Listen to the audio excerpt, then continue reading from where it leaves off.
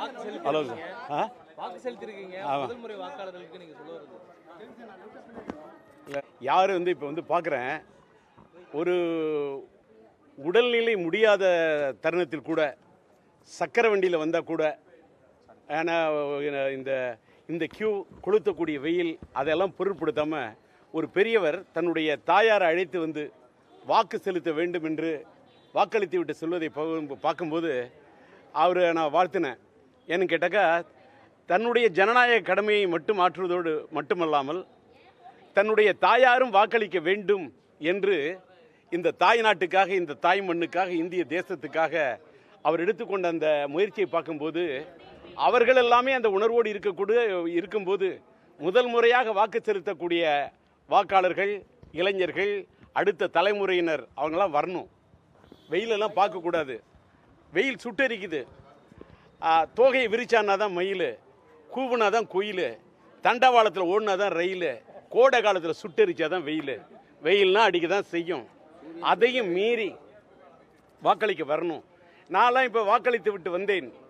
அதாவது வாக்குச்சீட்டில் ஓட்டு போடக்கூடிய அந்த காலத்திலேருந்து, என்னுடைய இளம் வயதிலேருந்து பார்க்குறேன். இன்னைக்கு இவிஎம்ல எந்திர வாக்குப்பதிவு போடக்கூடிய இந்த காலகட்டம் வரை காலங்கள் மாறிக்கொண்டே இருக்கிறது. இது இன்னைக்கு பார்த்தீங்கன்னா ஃபேஸ்புக்கு காலம், ட்விட்டர் காலம், இது ஏஐ காலம், இது கம்ப்யூட்டர் காலம், இது கலிகாலம். காலம் வேணால் மாறிக்கிட்டே இருக்கலாம், ஆனால் கடவுள் கையில் தான் இருக்குது காலம். அந்த கடவுளோட அருளால், அந்த கடவுளோட கருணையால் நல்லா இருக்கணும் இந்த ஞானம். இந்த ஞானம் நல்லா இருக்க, உலகம் நல்லா இருக்க. இப்போ பார்த்துங்க, துபாயில் பார்த்தீங்கன்னா அவ்வளோ பெரிய கொட்டும் மழை, அவ்வளோ பெரிய வெள்ளம். அதாவது இயற்கையை மீறி, இறைவனை மீறி மனிதர்கள் நாம் என்ன நினைத்தாலும் அது தவறாதான் போகும். நம்ம எவ்வளோதான் செயற்கை மழையை பொழிவு வைக்கலாம்னு நினைச்சாலும், செயற்கை மழையா இயற்கை மழையா இன்னைக்கு விவாதம். எவ்வளவுதான் செயற்கை ஜெயிக்க முடியும்? என்னதான் ஏஐ வரலாம், என்னதான் ஜிபிடி காலமா இருக்கலாம், என்னதான் கம்ப்யூட்டர் வரலாம், என்னதான் விஞ்ஞானம் முன்னேறலாம், என்னதான் ஒரு பக்கம் முன்னேறலாம் விஞ்ஞானம், அதை மீறி இருக்குது மெய்ஞானம். அதை சொல்லுவதுதான் இந்திய பூமி, அதை சொல்லுவதுதான் இந்திய நாடு, அதை சொல்லுவதுதான் இந்த மண், அதை சொல்லுவதுதான் தமிழ்நாடு, அதை சொல்லுவதுதான் இந்த தென்னாடு. அதிலும் அந்த தென்னாட்டில் இருக்கக்கூடியது தஞ்சை மாவட்டம்.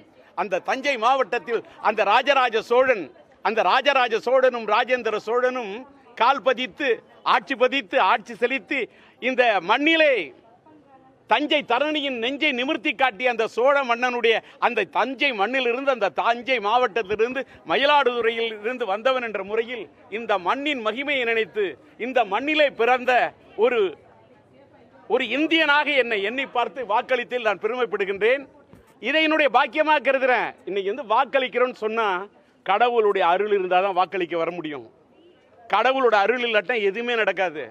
அந்த கடவுளோட அருள் இருக்கிறதுனால நான் நிழலில் நின்று பேசுறேன், உங்களுடைய முன்னாடி நின்று பேசுறேன். வாய் இருக்கவங்களாம் பேசிட முடியாது, வாய்ப்பு இருக்கிறவங்க மட்டும்தான் பேச முடியும். எனக்கு ஒரு வாய்ப்பளித்ததுக்கு நன்றி. கடவுளோட அருள் மட்டுமே வச்சு அரசியல் பண்ணக்கூடியவர்களுக்கு குறிப்பிட்டு சொல்றீங்களா? கடவுளோட அருள் நான் காலத்துக்குமே கடவுளோட அருள் தான் வாழக்கூடியவன் நான். காலம் நன்றி. இல்லை, இளைஞர்களும் வருவாங்க சார். அவங்களாம் வேலைக்கு போயிட்டு இருப்பாங்க. வேலைக்கு போயிட்டு மத்தியானம் கூட காலையில் போய் தங்களோட வேலை, அவங்களுடைய இதை முடிச்சுட்டு மத்தியானம் வரும். எல்லாமே குதர்க்கமாக பேசக்கூடாது. காலையில் இல்லை வயதானவர்கள் கூட வாக்களிக்கிறாங்க. அதனால இளைஞர்களும் தங்களுக்கு இருக்கக்கூடிய தங்களுடைய வாக்கு உரிமையை கரெக்டாக பயன்படுத்தி, இன்னைக்கு கொஞ்சம் வெயில்லாம் முடிஞ்ச பின்ன மத்தியானம் கூட வரலாம் சார், மதியத்துக்கு பிறகு கூட வரலாம்.